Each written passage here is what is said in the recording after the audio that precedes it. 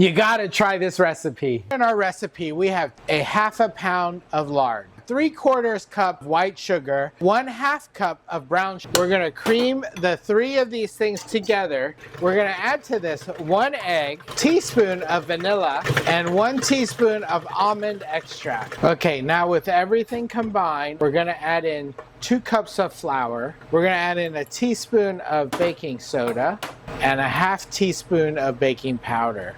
You'll want this to combine on a low speed, and we're ready to put them in the oven. I put these in the oven for 8 minutes. They look perfectly golden brown.